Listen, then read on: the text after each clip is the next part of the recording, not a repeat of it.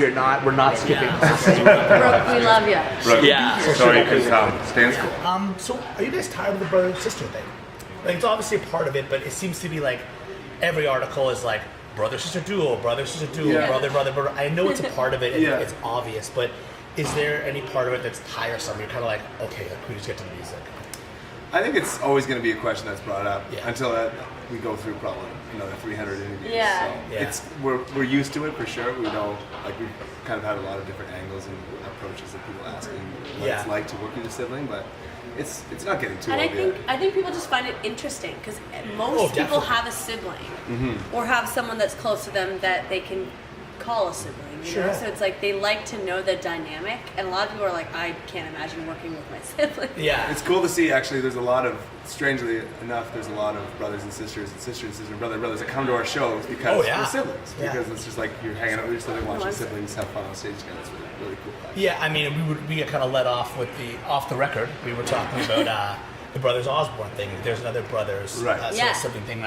Like, my younger brother is super quiet, but he also loves music too. So I find it interesting that most dynamics for brothers and sisters are one loves something, the other one hates it. Like, I've got 3 kids at home, and like one seems to like, the other doesn't like this, and it's never ending. So I think everyone's probably talked to death about it, the dude dynamic, but I think it's unique when you find 2 people who are as passionate about something that you're willing to make a life of it. Mm-hmm. Yeah, and we just want the best of whatever we make. We just want it to be the best. So like, if one of us is having an off day or something, it's not that we get mad at each other. It's just that we want to encourage and make sure that we can perform at the best as well. Yeah, no, the stage dynamic is unbelievable. Like, you've got really loyal fans who take every little thing you guys do very, very, I shouldn't say seriously, they're really drawn to dynamic. So that really works really, really well. There's not a famous line, but there's a great line in an old indie song where one person wants more fans, the other one wants more stage. Is that right? Oh, Which weird. one would that be? Do you want more stage or bigger venue, or do you want more fans? I love the fans. Yeah. Yeah. The fans are just. This tour has been such an eye-opener for us because people are coming out to see us. Yeah. They're not coming out to see us plus another name. Yep. They're coming to see the Reklaws with some other awesome opening acts. Yep. But they're here to listen to our songs, sing our songs with us, and it's crazy to see. We were talking to some of the agencies in Toronto. At the Toronto show, they were saying, like, we do not see This is fans. the Mod Club show, right? Yes. Yeah. They're like, we don't see fans like this. Almost ever. Yeah, they react really awesome to us. It's a different breed of human. And to your question, I think that fans, like, the more fans, the bigger the stage. For sure. So you start with the fans, and no matter what, if there's a lot of fans, you have to get a bigger stage. Yes. And there's also like the whole like, I want more stage, meaning like I want more of the stage that we're on. Like, Oh, okay. I need more. Fighting over My it? green room needs to be a little bit Yeah, bigger. yeah, Like, yeah. I've got the closet, you know. Right. Almost like but also too, it's interesting when you go back and read.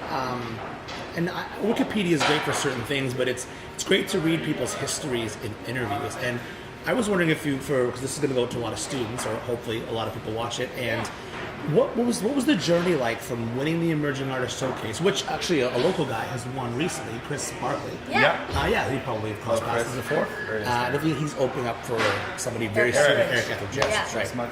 So I was curious if you could, in your own words, walk us through what was like from Emerging Showcase to Feels Like That. Like the whole, these records had, I think 150 singles off the one record, which is pretty good for an album that only has like 12 songs. You know what I mean? Like every song could be a single.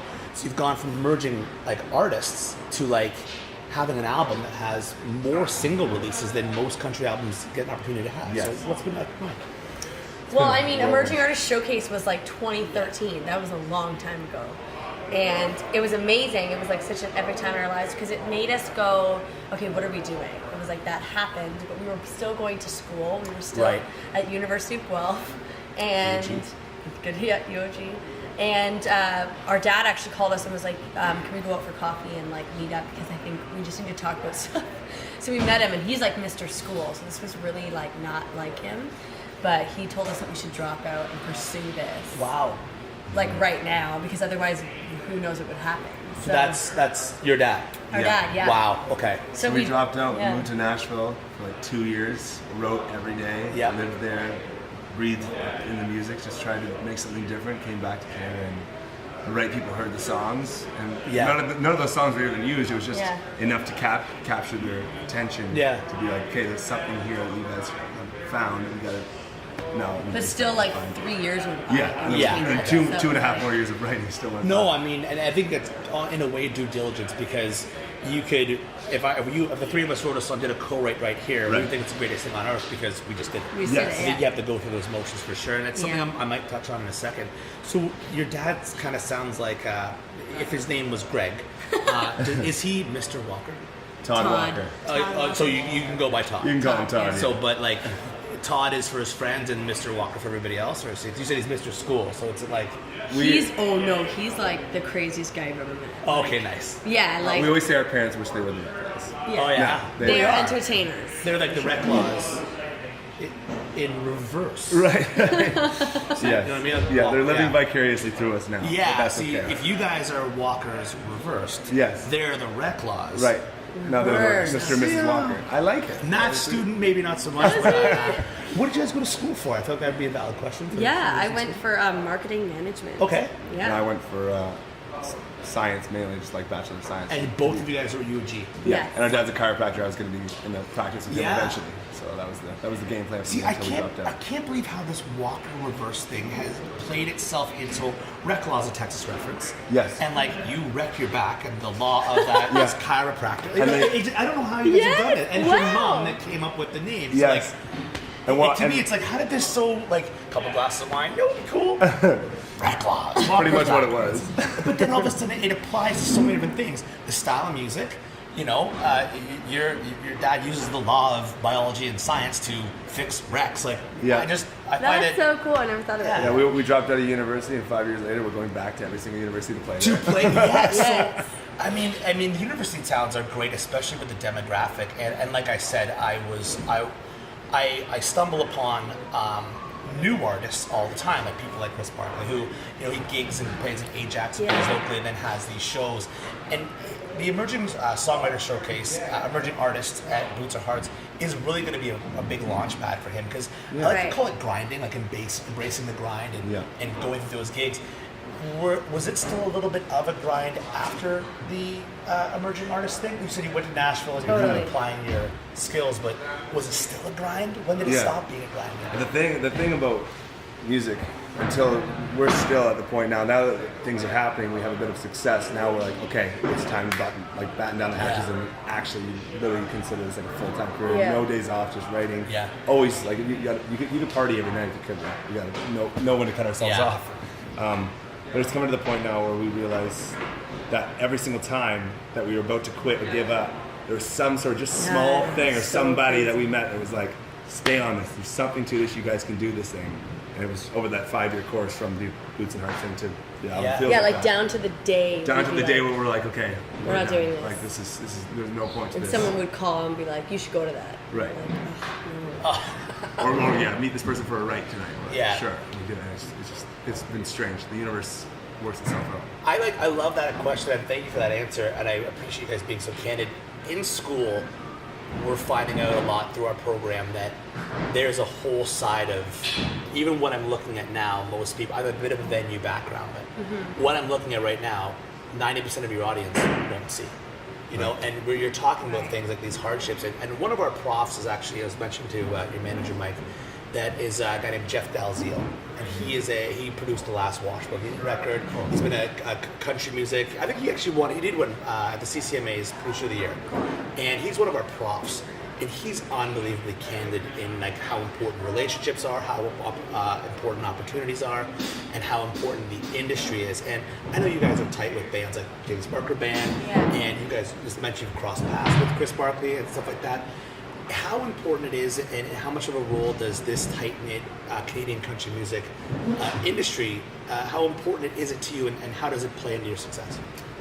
I mean, we always say whenever we show up to the CCMAs, every year it's like a family reunion. Yeah. It's like you see people that have been a part of your career for a long time. Even if you didn't even realize they were, like when we won Rising Star, we got off the stage, there was multiple people crying. Like, it was like, what are you crying about? They were like, Because you won. People that we met 6 years before. Like that have just been there a little bit, just friends in the industry and stuff. Like, team members. Crying for us because they're so happy for us and just like happy to be a part of it and have known us for so long. Yeah, everyone's so supportive, and it's like, and why wouldn't you be? Like, you need to cheer for other people's successes, otherwise you won't be successful. And Canadian country music is a relatively new thing. I'd say it was probably about 10 years old for real, like actually becoming a thing. And we're starting to actually make some waves in the States. It's exciting for us because I think it's going to be a big move in the next few years. For I think the family thing is almost the way to go. You got Hunter Brothers, right? You got Reklaws, High Valley. Like it's and I think that family dynamic is good. You just touched on something too. You know, when is it? This is a tough question to ask. You talked about now that you have success, there are logical next steps. Is it difficult to go forward when you think about what you had beforehand? And I mean things like, you're not home as much, you don't talk to your friends as much, you have a different lifestyle and things that people can't compare to, and you know, you're gonna miss a lot of weddings, birthdays, events. Like, does that weigh on your mind when you're on tour, or is that something that you think about often?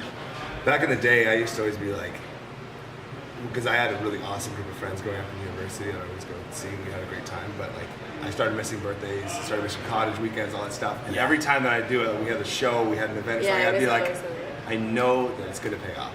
I know this is going to pay off, and right now it doesn't make sense why we're going to this thing, but it has to be done. There's nothing else that we can do. Yeah, I agree. I think it's always been in both of our heads that like, this is all that I've wanted to do. So there's no part of it that's like, oh, I wish I was doing this. And I think you also need to watch the people you surround yourself with, I think, because as long as you're keeping up with them and keeping them safe on whatever they're doing, and having them do the same for you, like, I think you just need people around you that are kind of patient, I guess. I think this line of work is weird because you work so hard towards something and then it kind of becomes all about you. Yeah. And it's like, you don't mean it to happen. It has to, kind of has to. But it kind of has to happen.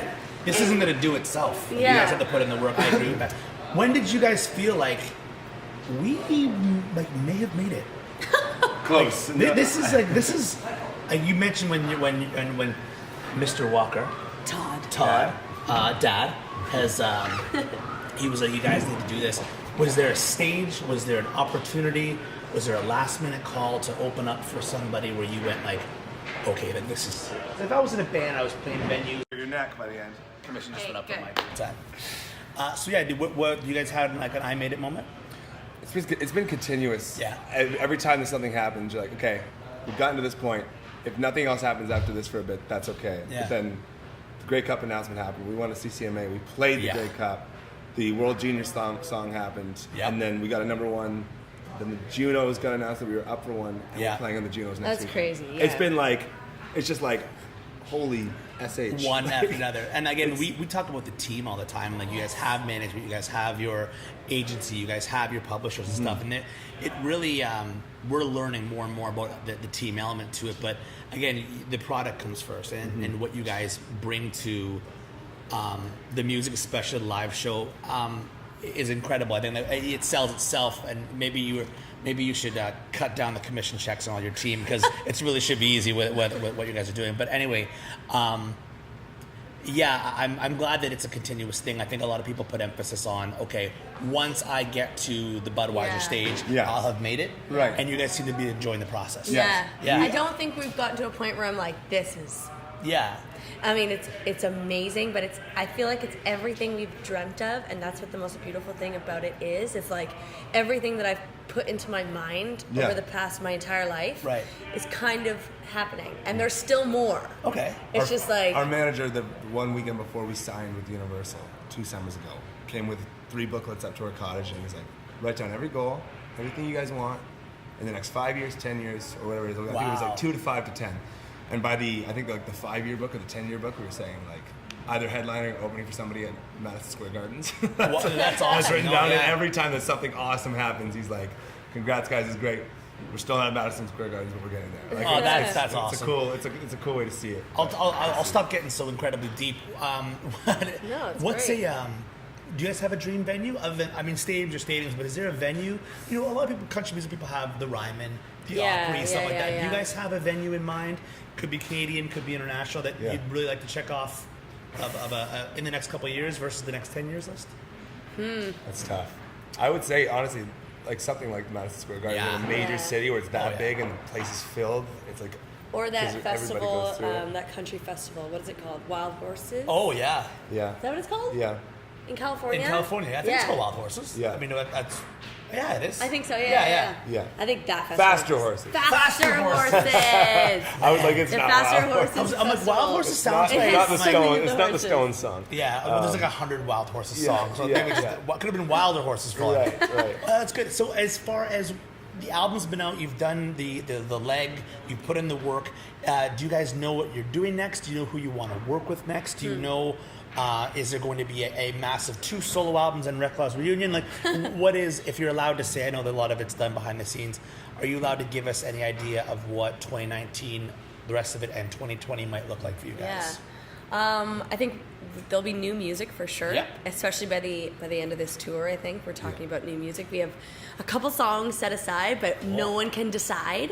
Which is, it's a good problem to have, but it's kind of like, let's just choose one and go with it. It's really... It's crazy, but this again, I tend to sort of blur the lines at times about when's too much of a question to ask. Mike can hammer down the hammer this one. How much input do you have in the songs? Yeah. So you guys write 20, you pick up 10. Right.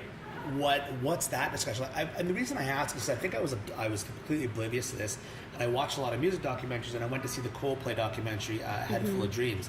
And the 4 of them literally do a democratic vote.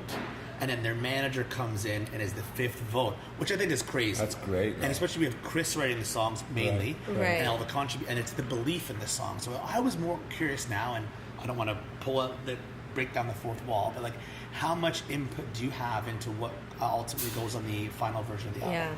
Yeah. We write everything to date that's been released. We've been writing it, but I don't know. It's coming to the point where we're either going to have to like move to Nashville and just be writing all the time when we're not on the road, which I really want to do. I think we both want to do.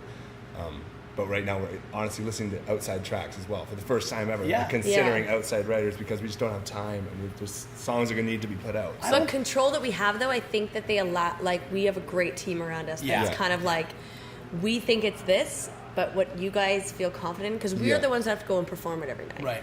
They can choose it, but if we're not like, yes, this is the song, I think it's kind of like, You know, there seems I don't understand the stigma of other people's songs. Like, if you write a song, you wrote the song. If David Foster wrote the song, it's just a written song. Right, it's a good song. Song's a good song. It's Exactly. a good song. Like Ed Sheeran gave Justin Bieber "Love Yourself." Yeah. You know, like people, it's just a song. So I think it's great. I think that at the end of the day, in this day and age of like streaming and access and everything, everyone just needs it all the time.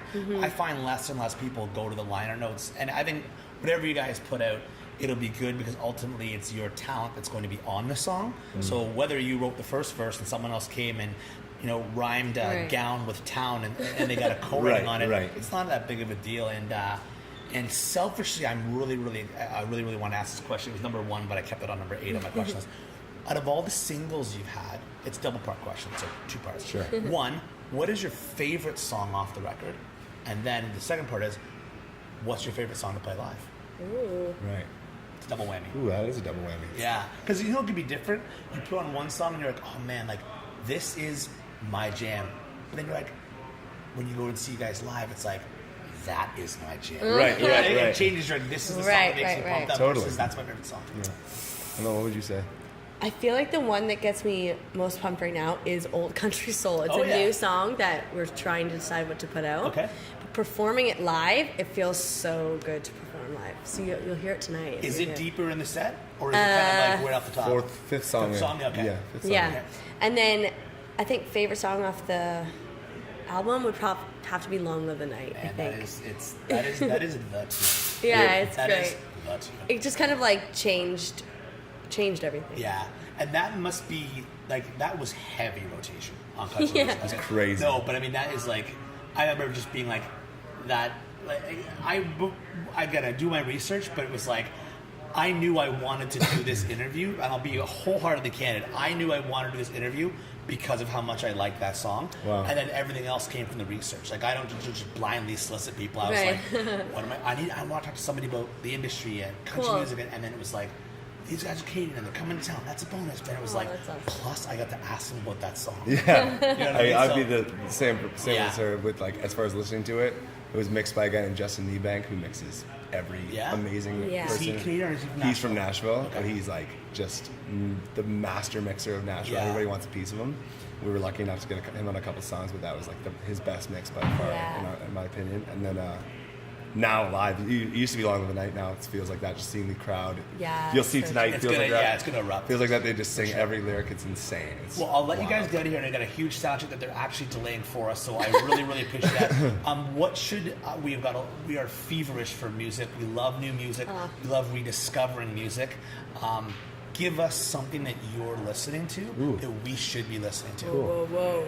Yeah, I would say all of not the first two singles off of Maggie Rogers' new single. Oh, new yeah. album. Oh, yeah. Amazing stuff. Wildfire. So good. Across campus, I'm telling you, Billie Eilish and Maggie Rogers are like the only Insane. She's crazy. Billie Eilish is terrifying. She's good. I know, terrifying, but very unique. And anything else you want to suggest on top of that? I would say, like, obviously Casey Musgraves is like the best thing in the So whole good. world. That record.